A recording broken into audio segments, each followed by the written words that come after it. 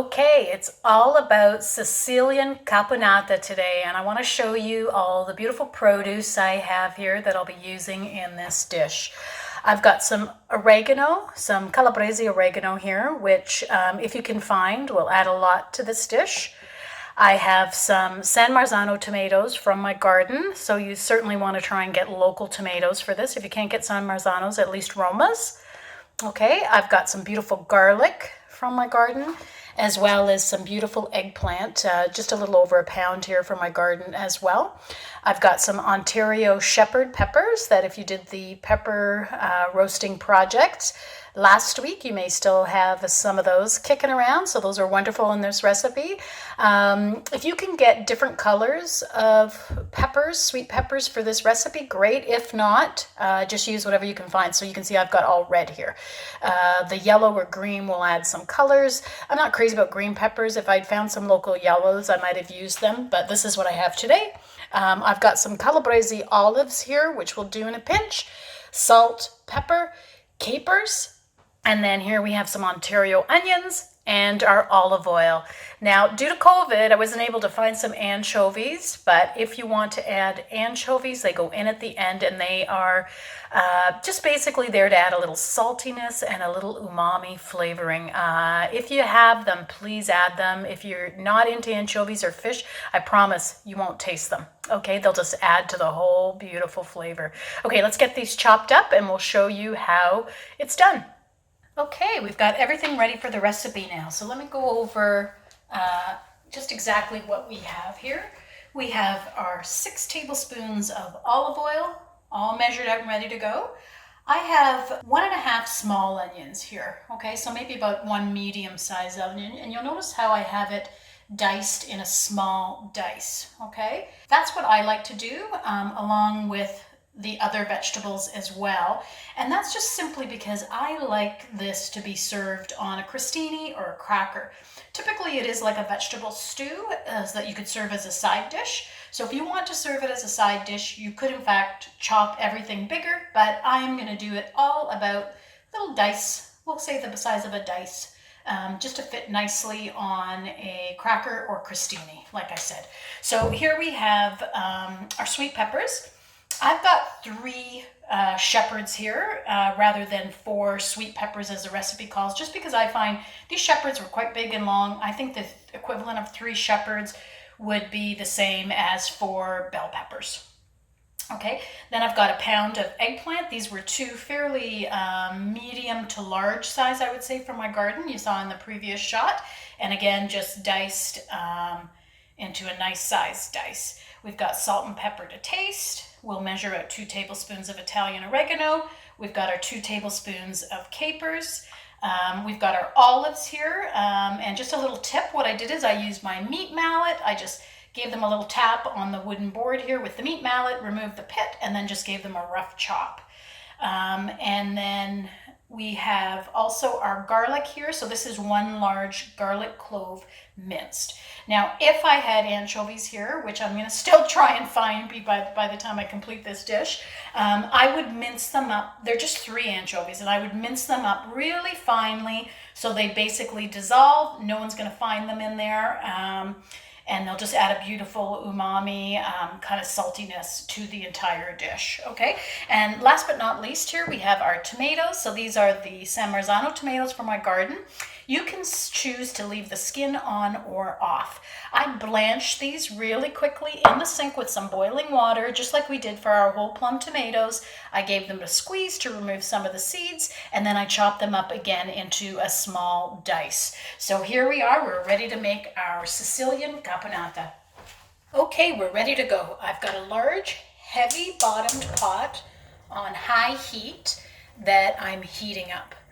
You can just touch with your hand. Once it feels like it's getting warm, then we're going to add our 6 tablespoons of olive oil to heat. Once that starts to shimmer, you'll know that it's hot, and you can turn down your heat to a medium-high. Okay, it's starting to shimmer, so let's turn it down a little bit and add our onions and garlic. We're going to sweat these until they're fragrant, limp, and translucent. That might take a couple of minutes. Okay, They're fragrant, limp, and translucent. So now we're going to add our eggplant and our peppers.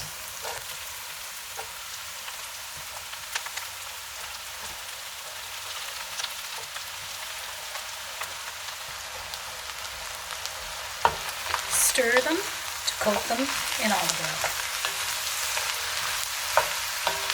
Now, continuing on medium-high heat, we're going to cook these for approximately 10 minutes until they've softened but not mushy. Okay, this is pretty much done. You can reduce this time by almost a half by using a heavy bottom cast iron pot such as I have. I've only been going about 6 minutes, so I think 10 would be too long in this particular pot. But if you're using a stainless steel pot on an electric stove, it might take a little longer. This is cast iron on gas. Okay, now we're going to add our tomatoes.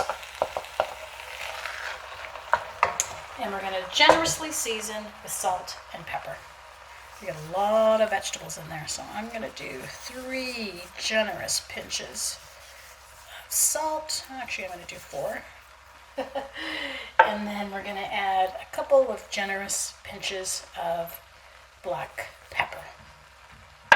Give it a mix.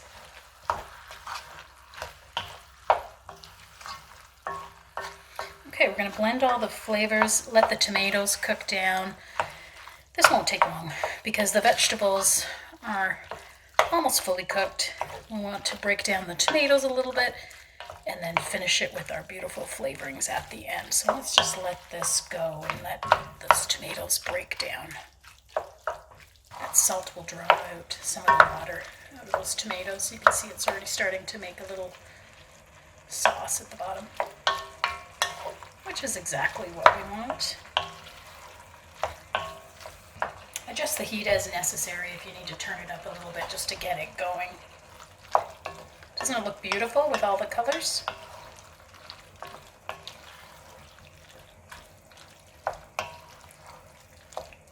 You can see the tomatoes are making a really nice sauce there now. Okay, I'm going to go in with a spoon and just check our seasoning.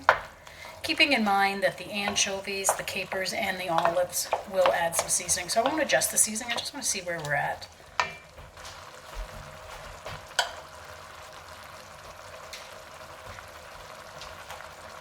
Let's add 2 tablespoons of oregano.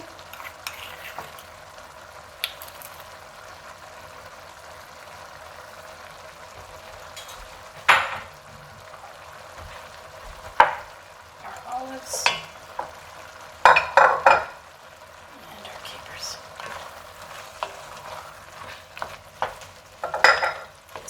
Really smells amazing now.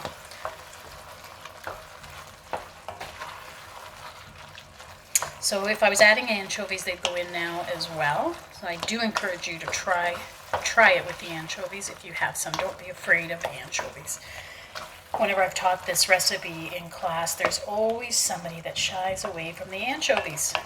But then those that have tasted it are surprised that you can't actually taste anchovies. They just lend a really beautiful flavor. Okay, we're going to heat everything through and then we'll check the seasoning again.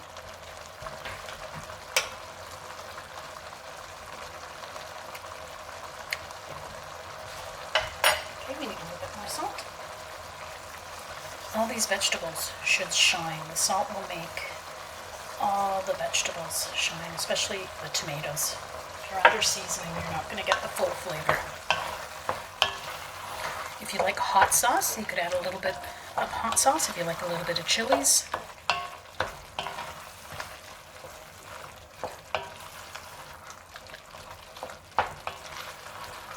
You can see now the tomatoes are cooked, the vegetables are soft and cooked but not mushy. Okay, we want to avoid mushy.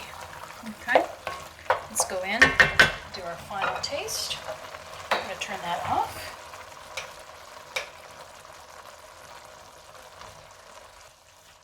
Tastes delicious. Okay, we're going to let this come to room temperature, and you want to serve it at room temperature, either as a side dish with some beautiful crusty bread or as an appetizer with crostini or crackers alongside an antipasto platter. I love serving this even on the side of a grilled meat or even on top of a baked potato. It's really delicious. Okay, you have a couple of options for preserving this caponata. You could either freeze it when it's fully cooled off. You could freeze it in containers, or even really heavy freezer bags with a zip top. Once it's fully cooled, if you have limited freezer space, you could even put it in Ziploc bags, or you could put it in jars using a pressure canner to can these, as this is a low acid canning project and we want to be food safe. I personally will probably freeze this. We'll enjoy some in the coming days, and I will also freeze some to enjoy this winter. I hope this inspires you to try caponata, especially this time of year when all this wonderful produce is so readily available for us here in Ontario. Ciao for now.